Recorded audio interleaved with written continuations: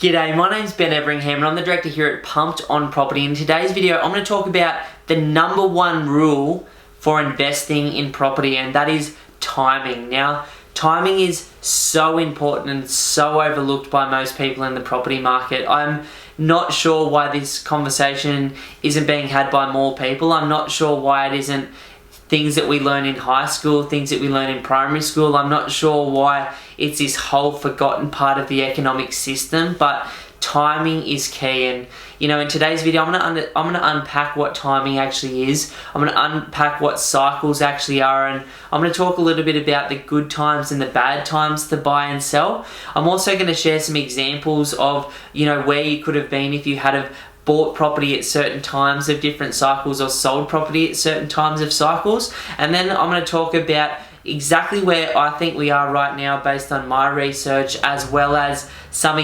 not more examples, but some resources for those of you that are like me that are obsessed with learning more and more and more about this stuff. So timing is absolutely crucial. So in our world, everything works in cycles. Think about the seasons over a 12-month period. So you've got a season of summer, you've got autumn, you've got spring, and you've got winter. And think about it, even over a 24-hour cycle, you've got the sun and you've got the moon, you've got the high tides, you've got the low tides, you've got times when everything's abundant and plentiful, and you've got times when it's very, very difficult. And so, the more you understand about timing, the more you can understand that, the world that we live in revolves around timing. And like all systems, there are times to actually buy in the economic system where business is going to be good, where people are going to have access to finance, where sentiment's positive and things improve. And you're going to have the flip side of that as well, where, property prices, share prices, business can be very, very difficult. Where people can get burnt that weren't expecting that timing to occur as it did.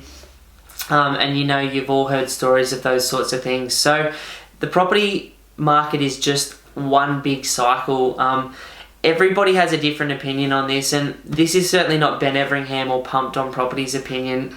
I literally just read people that have been doing this for a lot longer than myself. So Phil Anderson, who wrote The Secret Life of Real Estate and Banking, Fred Harrison, who wrote The Timing or The Power and the Land. These guys have been following this stuff for so much longer. They've both looked at hundreds of years worth of history in America and Europe and the UK, and have a much deeper historical understanding of this stuff. And what they both mention is that history certainly doesn't repeat itself exactly the same way. Otherwise, everybody would be doing this and we wouldn't be having any more timing issues. But history is something that we can definitely learn from, and we can sort of anticipate what's coming in the future based on what's happened in the past. So as per any cycle in any part of life, the property market has the same things. And there's the bottom of the cycle, there's the rising part of the cycle, there's the top of the cycle, and then there's decline. Now,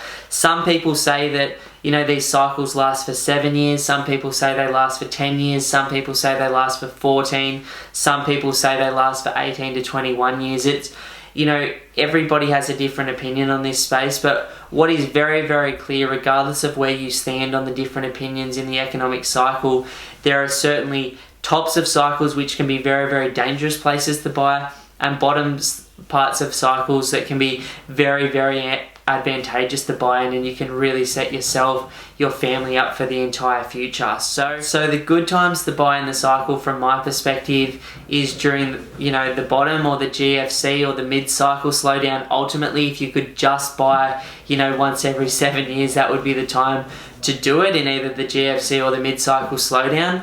But there can also be good times to buy if you've missed those times, just during the rising market phase, which, I suppose Sydney was kind of in between 2011 up to about, 2015, where I think Brisbane's at right now, according to the Heron Todd White's reports and the BIS Strapnell reports and CoreLogic's monthly updates at the moment. And there can also be great times to sell, and that is, before it tops out. Like, you don't want to wait for the exact top because it's always too late after that point. You want to be getting out a good year or 2 years before, which is why I personally sold all of my properties in Sydney in late 2016, early 2017 in anticipation for what's happening now, which is, sentiment's dropped, prices have dropped, and people are walking away from that market at the moment, which they should be, because the good times or the summer period of the cycle doesn't last forever. So let's get specific. As you guys know, I love the data. I love understanding this stuff. And, while my focus and my passion is property, I also look into the share market for indicators, because sometimes it can provide earlier indicators than the property cycle can. And so, let's say, for example, that you were to really understand this cycle stuff. And, if you'd read Fred Harrison's book, The Power in the Land, when it was released in 1983. In 1983, it predicted the 1990 recession. If you had have read his book, Boom and Bust, in 2005, it correctly and accurately predicted the 2007, 2008, 9 GFC. If you had have read Phil Anderson's book in 2007, 2008, when it was released, it would have told you that things were going to get good from about 2009 forward, and that was a buying signal to enter back into the marketplace when everybody else was saying that this is going to last forever and it's never going to improve and the whole economic system's crashing. So, what we understand is there's this big picture going on. So let's say that you strategically time this stuff and you understood that these things move in cycles and that bad times don't last forever and good times don't last forever. Then maybe we could have got you in a position where in 2011 you could have been beginning to buy assets in Sydney, and let's say you knew the rules of property investing and you only bought houses, you bought as close to the city as you can afford on big blocks of land or on the beach in Sydney. And between 2011 and 2016-17 your strategy was to accumulate as many high quality assets as you possibly could, and then in 2016-17 to sell half of those assets that had almost doubled in value to pay off the remaining assets outright. That opportunity doesn't come around all the time, where property prices grow in value by 70-80% over such a short period of time. But if you understand the cycle, you can put yourself into a better position to capitalize on those opportunities when they come up. You could have also exited the Sydney marketplace at that time at the top, knowing that holding property there for maybe the next 5 years is probably not going to be a fantastic investment, and you could redeploy that that capital that you've created and move it into another marketplace like Brisbane, which I think over the next 7 years is going to have some really, really good returns. Nowhere near as good as what Sydney and Melbourne have just done, but some really good returns. Another option, if you're not a property investor type, is to look at the stock market. And if you look at the 10-year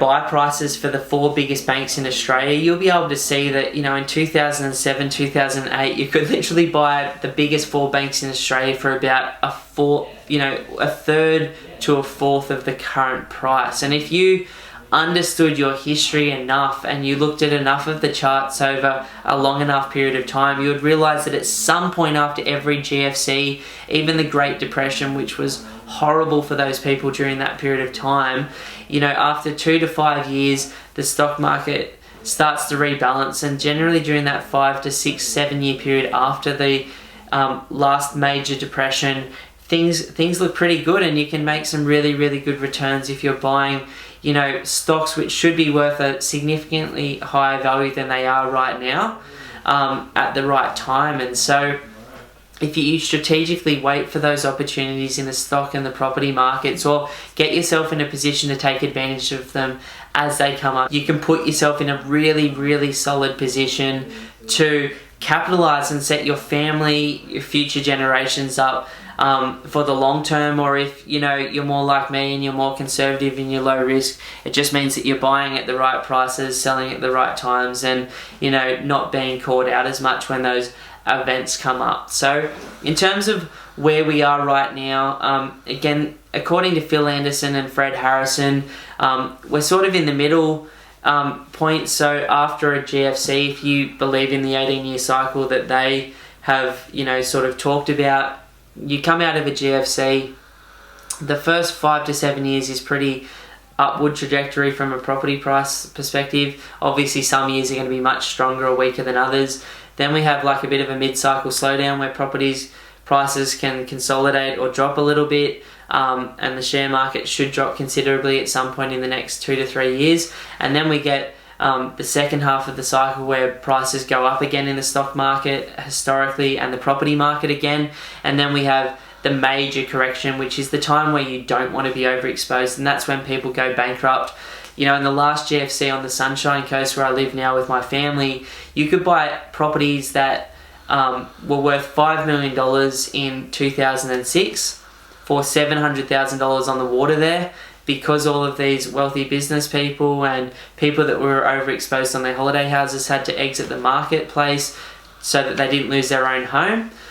You can pick up those properties, and now 7 years later those properties are just reselling now for $5 million again. Same thing happened in Sydney, same thing happened in Melbourne. And while we didn't have a severe GFC in Australia where the entire Australian marketplace dropped by 20 or 30% last time round, you know, there were certain opportunities like those where you could buy, you know, literally the highest quality assets for 20 and 40 cents in the dollar. So in terms of where we're at right now, according to those guys that have written those books, you know, we're somewhere in around about the middle. You can see that Sydney's started to come off for about the last 12 months now. Generally that mid-cycle position where sentiment gets a bit lower, you know, a lot more people start sitting on the fence and they don't use it as a buying signal like I personally do, because who wants to be buying when everyone else does or when the market's 10 or 20% up, you know, can really capitalise on that opportunity. So Sydney and Melbourne, from my opinion, are completely done for this cycle. You know, I will wait till the next GFC before I consider entering any of those markets again.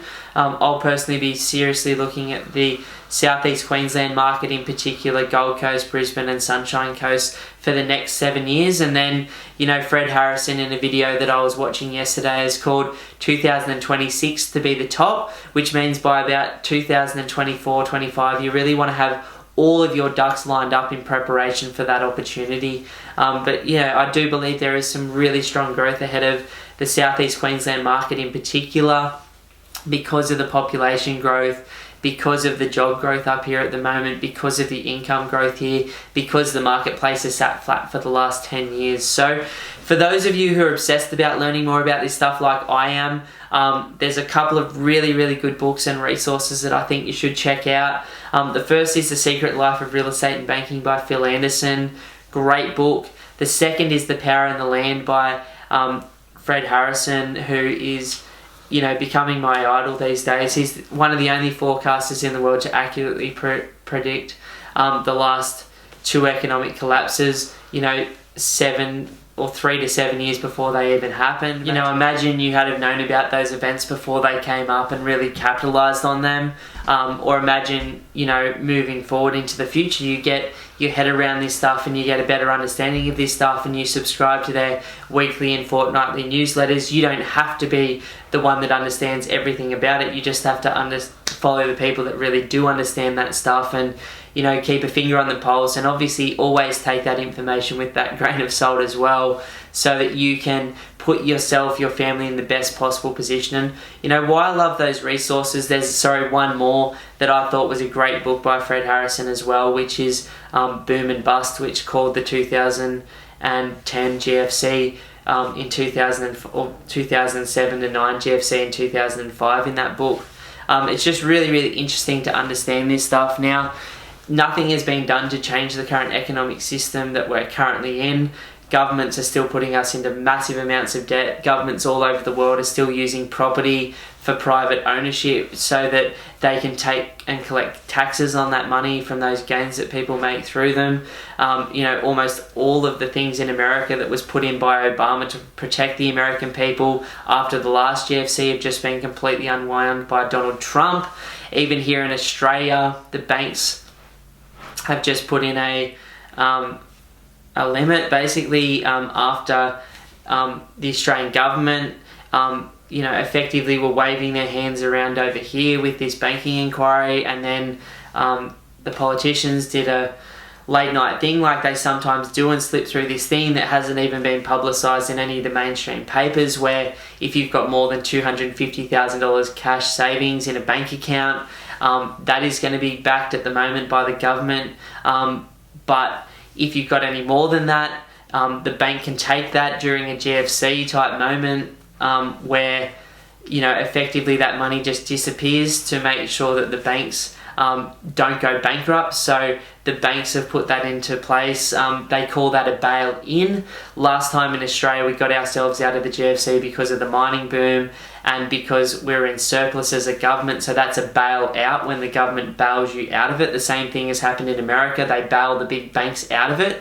But next time round, they've already trialled this in Greece and a couple of other European countries, where instead of the government bailing people out and getting into more debt, they bailed in, which means they took people from Greece's savings out of their own bank accounts, and the banks used that to balance their books, which makes me fucking sick. Like, I can't even believe that these banks just get this get out of jail free card. In an open market, those big banks should be failing. As much as that would cause massive loss to certain people, it would be the best thing for the system if these toxic banks just were removed from the system, and then there were good banks with great balance sheets that understood this stuff in a more sophisticated way moving forward in the future. Rant over type thing. But this is really, really powerful information. It's the number one rule of investing, which is timing. The more you can understand this stuff, the more you can capitalize on it, the more you wrap your head around this next level of data and about the bigger picture, the more you can take advantage of it.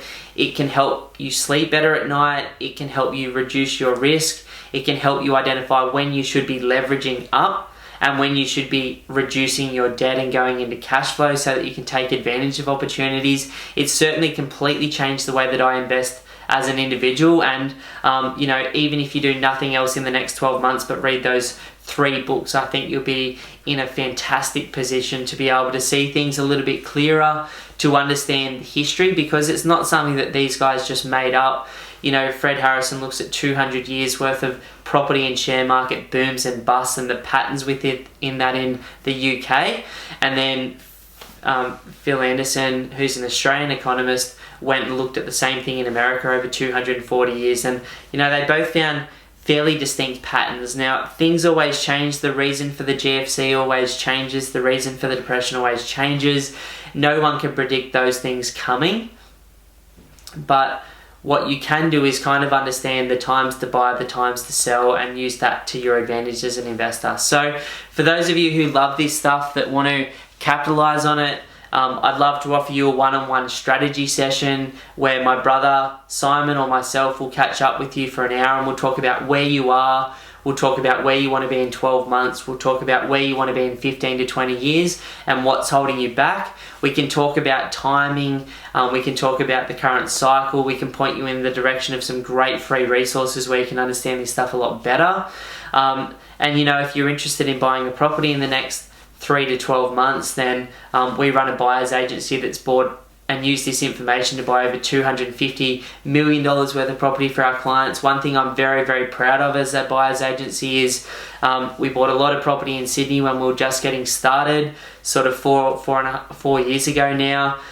We stopped buying in the Sydney market 2.5 years ago. It's mid-2018 at the time of recording this video, because I saw the writing on the wall, and we transferred our business to the Brisbane marketplace, which I personally believe has a very, very strong run over the next 7 years ahead of it. So, we're always using this information to make better decisions as an investor. We're not like all of the other companies that just sat there. They're continuing to do now, which is sell people into Sydney and Melbourne because that's all they know and that's all they do. We actively use timing and the cycle and this information to make better decisions so that people aren't just sitting flat in a property for 5 years. They're actually in the marketplaces which have the most potential, which also have had the best performance long term. You've got to remember that Sydney, Melbourne and Brisbane over the last 20 years have all grown in value by over 8.5% a year. Over the last 50 years, they've all grown in value on average by over 9.5% per year, with Brisbane actually performing the best over the last 50 years at 9.7% per year, according to Homely's research from core logic. So the more you understand about the history, the more you understand about timing, the better off you'll be. There's no point sticking your head into the sand and missing this stuff. It's going to cost you hundreds of thousands of dollars, if not millions of dollars over the course of your life and probably over the next 10 years. Get your head around it, and thank you so much for your time and attention today. See ya.